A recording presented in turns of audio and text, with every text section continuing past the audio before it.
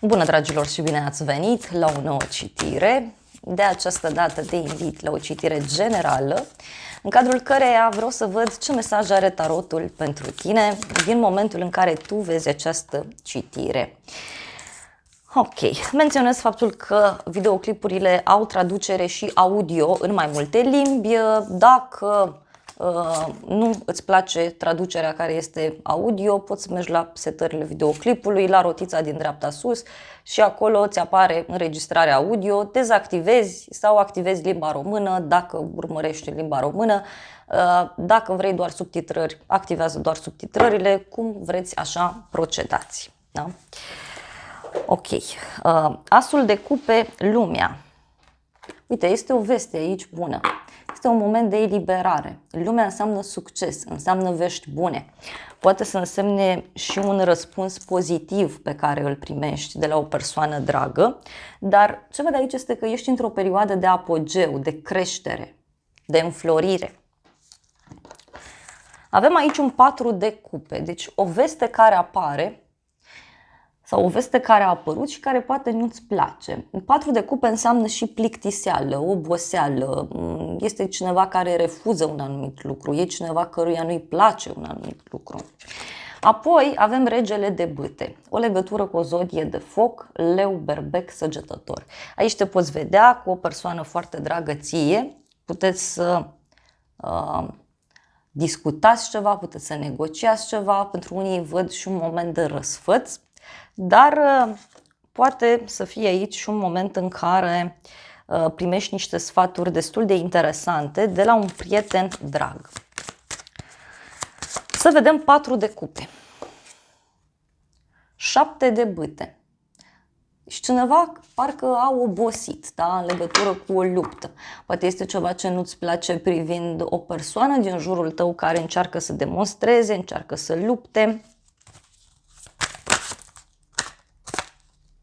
3 de bâte, 6 de spade. Văd aici o veste bună, o primă deblocare, o primă bucurie. Un drum care apare.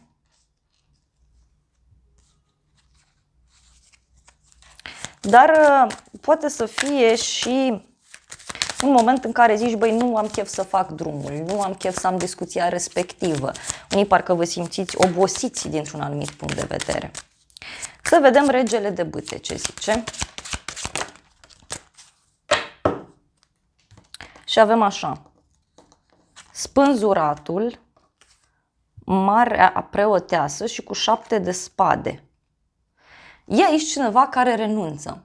Da? E un bărbat aici care, nu știu, suferă sau are niște minciuni pe cap. Este o persoană care nu-i sinceră, cineva care se simte obosit, se simte sacrificat.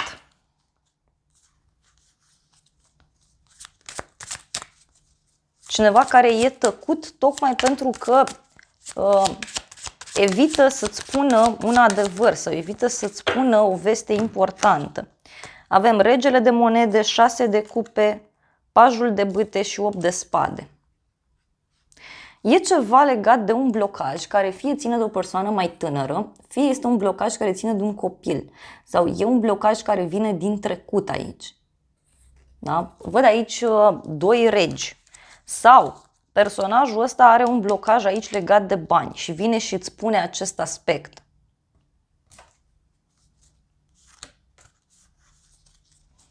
Mai vreau o carte.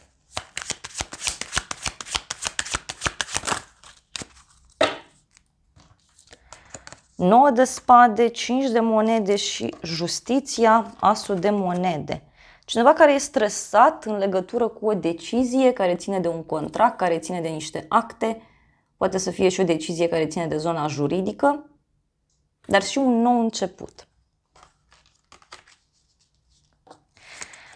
În continuare avem magicianul, cineva aici care se ocupă cu mai multe lucruri în același timp sau poate să fie și o persoană ușor vicleană prin jurul tău. E cineva care știe bine să negocieze, știe foarte bine să-și urmărească punctul de vedere, iar apoi avem 10 de spade. Deci cineva parcă își pregătește o scăpare, o eliberare, cineva care parcă vrea să plece. Cineva care parcă zice, nu mai pot, uite, moartea. Deci cineva aici pare la capătul puterilor sau ești într-un moment în care zici, trebuie să fac o schimbare, trebuie să renunț la ceva anume. Mai vreau o carte.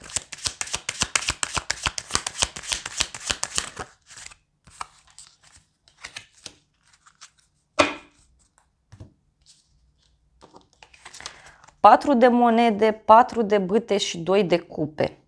Este o transformare aici destul de mare pe care eu o văd și care fie ține de un parteneriat, fie ține de o relație importantă. Sunt niște negocieri aici, niște discuții care se poartă și care țin poate de un nou proiect sau țin de o nouă etapă. Să vedem 10 de spade ce zice.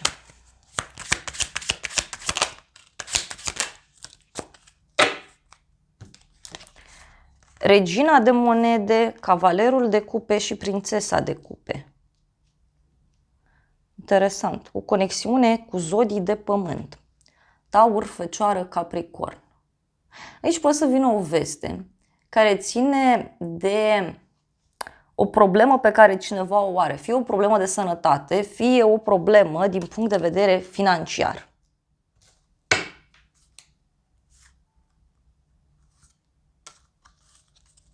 Mai vreau o carte.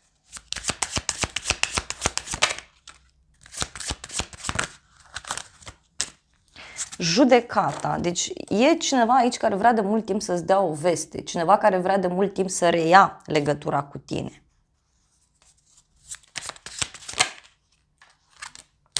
Avem Regina de bâte. Poate este aici o discuție pe care o ai poate cu o colegă, poate cu o prietenă, dar cert este că văd eu aici o suferință a cuiva, ceva care a ajuns într-un punct destul de înalt, ceva ce nu mai poate funcționa. Mai vreau o carte.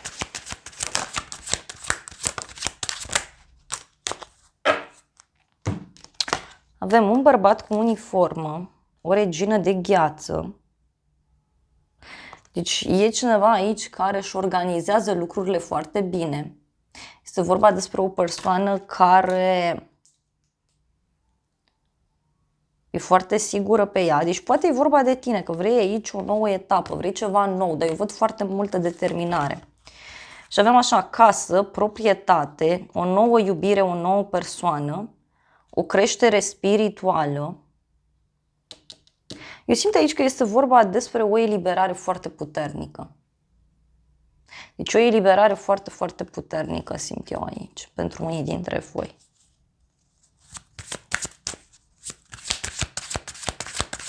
O eliberare din ceva destul de apăsător. Uite. Și văd aici o persoană timidă sau o persoană care nu are încredere în forțele proprii. Pentru unii, vedeți că este vorba aici despre ideea aceasta de a face ceva pe cont propriu, de a face ceva singur sau singură. Să vedem în continuare. Avem luna, surpriza, luna și 2 de spade. Surpriza poate să vină de la o femeie, undeva la o vreme de seară, sau surpriza poate avea legătură cu tăcerea unei persoane. Hai să vedem despre ce este vorba cu luna. Avem temperanța și regina de cupe. O legătură aici, uite, cu o zodie de apă, din nou, rac, scorpion sau pești. Mai văd, bineînțeles, și o legătură cu zodia săgetător. Ce văd aici foarte clar este că surpriza poate avea legătură fie cu o persoană care vrea pace, vrea să rezolve ceva sau nu înțelege un anumit lucru, fie surpriza poate avea legătură cu o persoană care vrea să vă împăcați sau care vrea să reluați legătura. 2 de spade, ce zice?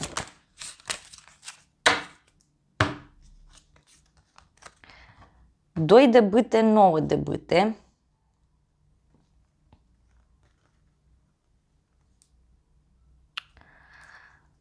este cineva tăcut, obosit, cineva de la drum lung aici. Sau este o persoană care nu vrea să-ți spună despre ceva legat de un drum lung, legat de o călătorie. Mai vreau o carte.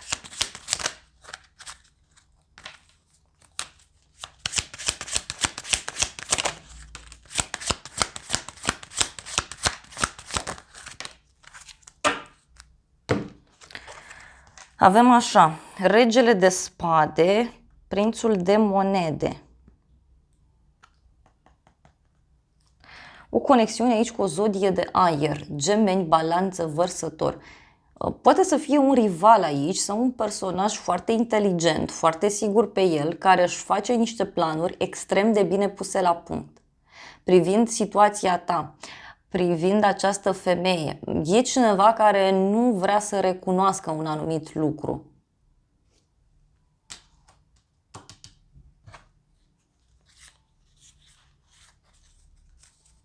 Foarte multă dualitate simt aici pentru unii dintre voi. Să vedem ce spune și tarotul meu cu surpriza.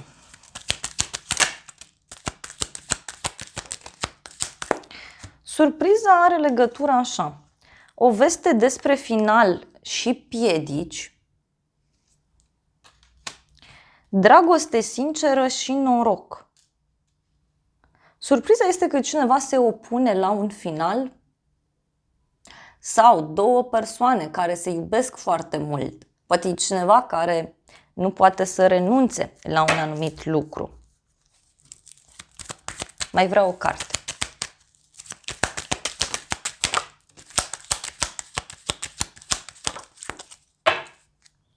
Avem casă străină, veste rea și companie plăcută.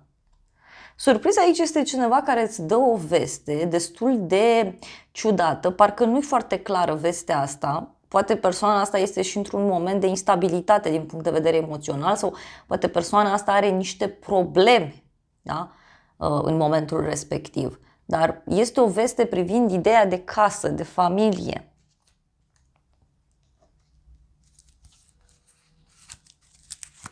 Mai vreau o carte.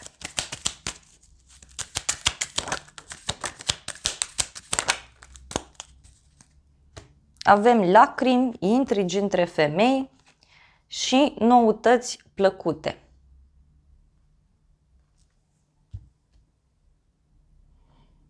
Surpriza, eu cred aici că are legătură cu o femeie care are niște probleme, așa cum am spus. Și femeia asta parcă se revoltă așa deodată sau are o reacție total neașteptată.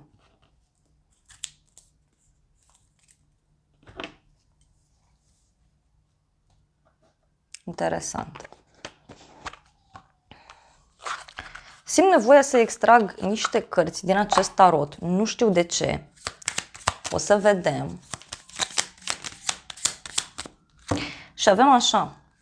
Un sfârșit care aduce liniște, dar avem aici din nou regina de cupe, o legătură cu o zodie de apă, pentru unii rac, scorpion sau pești, sau o legătură cu o persoană extrem de sensibilă.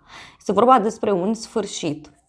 Cineva care pur și simplu poate să cedeze din punct de vedere emoțional. Văd aici din nou, deci o femeie care are inima frântă sau o femeie care se simte dezamăgită de un anumit lucru.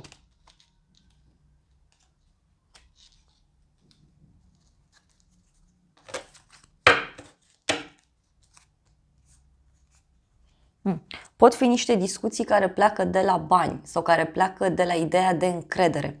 Văd aici din nou un rege de bâte, deci o conexiune cu o zodie de foc, leu, berbec, săgetător.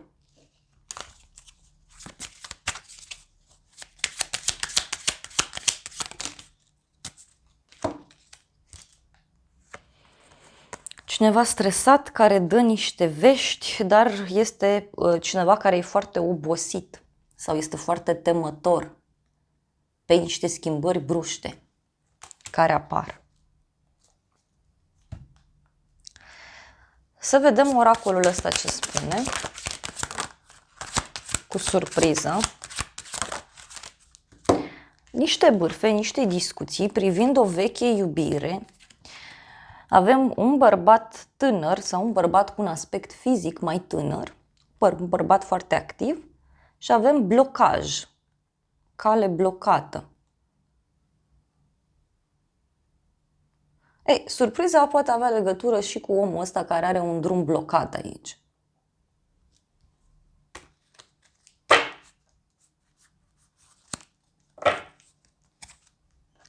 Hai să vedem ce spune acest oracol, da? În legătură cu surpriza. Pentru că eu cred că e ceva legat de o femeie din viața ta, poate chiar o problemă, ți-am zis. Pentru că nu văd faptul că persoana asta este și într-o realitate foarte clară. Avem aici, oricât aș vrea, nu mă pot schimba, fericirea mea a rămas la tine, poate într-o altă viață ne vom reîntâlni, nu te pot lăsa să te apropii de mine. Iubește pe altcineva. Parcă e o persoană aici care fuge deodată, care pleacă. Mai vreau o carte.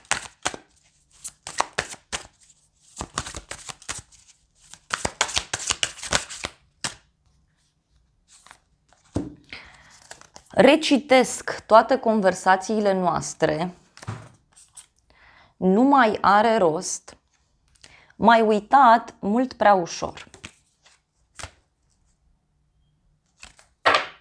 Este și o persoană care zice că nu mai vrea ceva anume, o prietenie, o colaborare, cineva care poate pur și simplu vine către tine și se plânge, da, de anumite probleme. Să vedem îngerii romantici ce părere au. Din nou ideea de trecut, deci o persoană din trecutul tău sau pentru unii poate să reprezinte o situație care s-a mai repetat. Și îngerii spun să trăiești prezentul, să te bucuri de fiecare moment. Și apoi avem ideea de căsătorie și de așteptare. Cineva care are niște așteptări aici de la partener sau cineva care își dorește foarte mult ideea de relație stabilă, ideea de relație oficială. Dar ce văd eu aici este o separare. Posibil să afli de un cuplu din jurul tău care trece printr-un moment complicat.